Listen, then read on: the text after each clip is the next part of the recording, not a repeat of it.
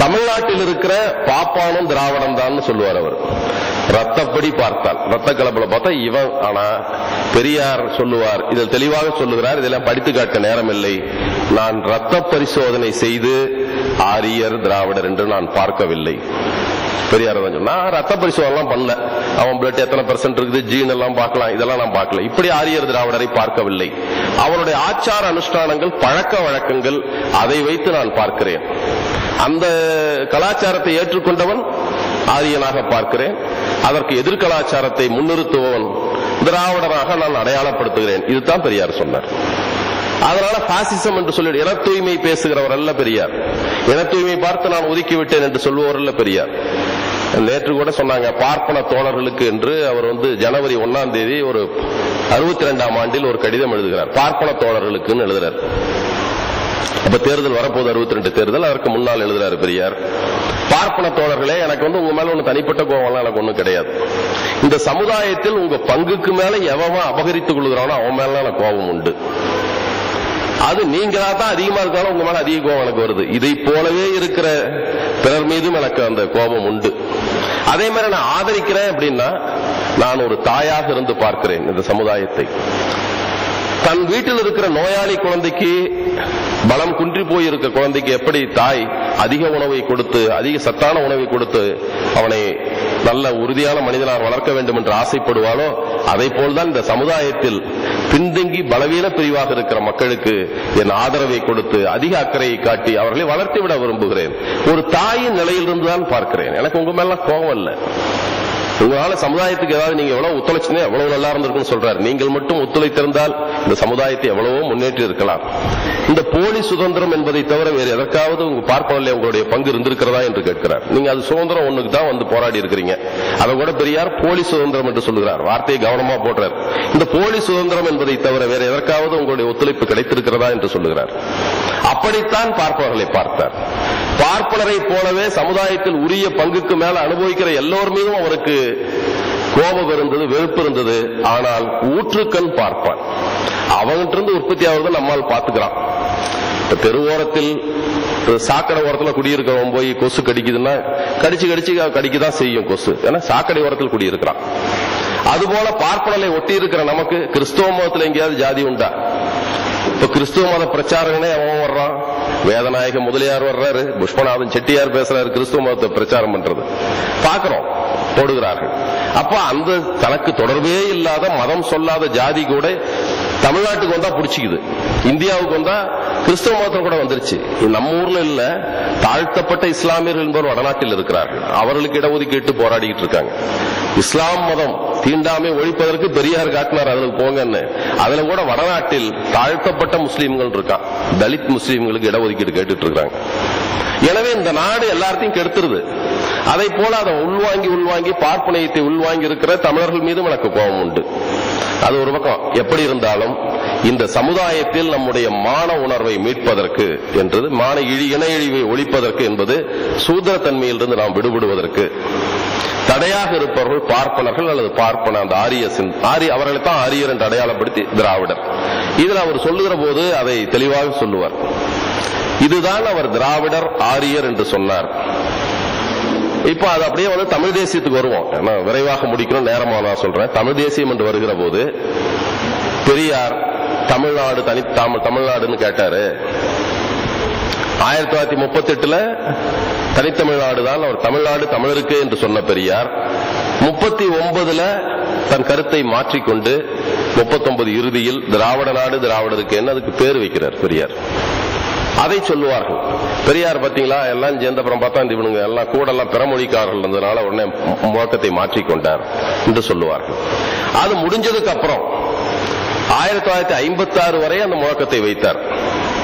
ஆனால் பெரியார் கேட்ட திராவிட நாடு வேற, அப்ப ஒருட்டோம் முழக்கத்தை வைத்தார். 56 திருப்பி தமிழ்நாடு தமிழருக்கு என்று சொல்லிவிட்டார்.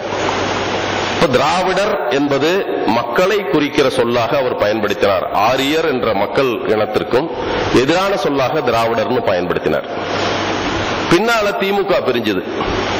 திராவிட முன்னேற்ற கழகம் பிரிந்தவுடன் அதுக்கு திராவிட முன்னேற்ற கழகம் அப்படின்னு பேர் வச்சாங்க. அப்போ அண்ணா அந்த தொடக்க விழா மாநாட்டிலே ராபின்சன் பூங்காவில் நடந்த தொடக்க விழா மாநாட்டில் அண்ணா சொன்னார், நாங்க பெரியார் தான், பெரியார் கொள்கை ஏத்துக்கிட்டோம்லாம் சொல்லிட்டு, நீங்கள் நன்றாக கவனியுங்கள், எங்களுடைய கட்சிக்கு பேரு திராவிட முன்னேற்ற கழகம், இதில் இரு என்ற எழுத்து இல்லை என்று அண்ணா சொல்லுகிறார். இருங்கிற எழுத்தெல்லாம் இல்லை இதுல, இது திராவிட முன்னேற்ற கழகம். அது திராவிடர் என்பது மக்களை குறிப்பது, திராவிடம் என்பது மண்ணை குறிப்பது.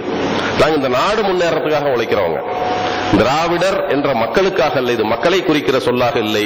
இரு என்ற எழுத்து இல்லைங்கிறத அவர் சுட்டி காட்டுறார். மாத்திக்கிட்டு தான் அப்புறம் வடநாடு தென்னாடுன்னு பேசுற, வடக்கு வாழ்கிறது தெற்கு தேய்கிறது. அதுவும் போய் இப்ப வடக்கு வழங்குகிறது தெற்கு வளர்கிறது நம்ம ஆளுக்காரு தேர்தலில் சொல்லிவிட்டாரு கலைஞர்.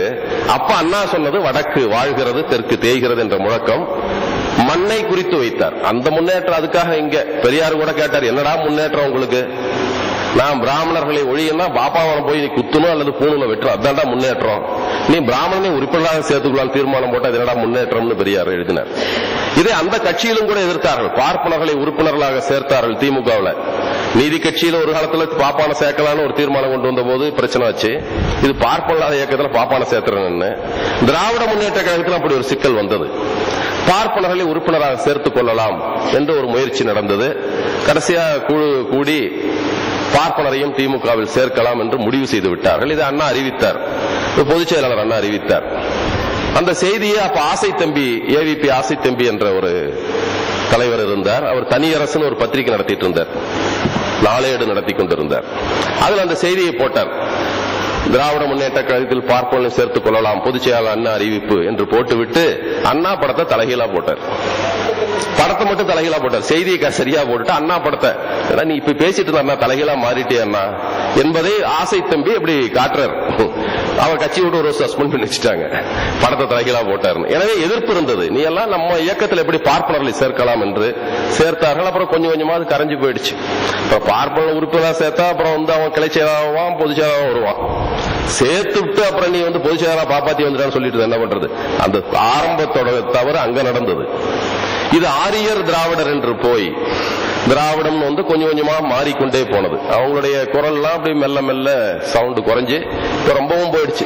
இப்ப அவங்க முக்கியமா திராவிடர் மண்ணை குறித்தும் அவங்க சொல்லல. இப்பெல்லாம் அகில இந்தியா பேசிக் கொண்டிருக்கிற கட்சியாக மாறி போய்விட்டது. பேர்ல எம்ஜிஆர் வச்சாரு, செயல்ல கலைஞர் கொண்டு வந்துட்டாரு. இப்ப அகில இந்திய கட்சி தான், அகில இந்திய திராவிட முன்னேற்ற கழகம், அகில இந்திய அண்ணா திராவிட முன்னேற்ற கழகம். அப்படித்தான் அவருடைய நடவடிக்கை இருக்கிறது. ஆனா பெரியார் மண்ணை குறித்து சொல்ல, மக்களை குறித்து சொன்ன திராவிடர் ஆரியர் என்பது நம்ம இன இழிவிலிருந்து மீட்பதற்காக சொன்ன சொல். அத போய் இப்ப என்னமோ அதுல வந்துருச்சுன்னு இப்படி சொல்லிக் கொண்டு வந்த பெரியார் திராவிட நாடுன்னு சொன்னாரு. அப்புறம் பிரிந்த பின்னால் 56 பிரிந்த பின்னால் தனித்தமிழ்நாடு, தமிழ்நாடு தமிழருக்கு என்ற முழக்கத்தை வைத்து விட்டார் பெரியார். உடனே மாத்திட்டார், சொன்னாரு இனிமேல் எதுக்கு அந்த வார்த்தை எனக்கு, அப்ப என்ன அவெல்லாம் சொன்னோம், எங்களை விட்டுட்டீங்கன்னு கேட்டான், சரி திராவிடன்னு போட்டுக்கிட்டோம், இப்ப அவன் போயிட்டான், இனிமேல் அந்த வார்த்தை எதற்கு என்று சொன்னார் பெரியார். ஆனால் அண்ணாவும் திராவிட நாடு கேட்டார். அண்ணா கேட்ட திராவிட நாடு இந்த தென்ல தமிழ், தெலுங்கு, மலையாளம், கன்னடம் ஆகிய 4 நாட்களின் கூட்டரசாக திராவிட நாடு இருக்கும் என்றுதான் அண்ணா சொன்னார். அண்ணா சொன்னதுக்கு திராவிட நாட்டுக்கு அவ்வளவு பெரிய பரப்பு. பெரியார் சொன்ன திராவிட நாடு அவர் தெளிவாக சொன்னார். 40ஆம் ஆண்டு அதனுடைய மத்திய குழுவில் தீர்மானம் கூட போட்டார்கள். நான் சொல்லுகிற திராவிட நாடுனுடைய எல்லை சென்னை மாகாணம் தான், அவ்வளவுதான் என் எல்லை. சென்னை மாகாணத்தை நான் திராவிட நாடுன்னு சொல்றேன்.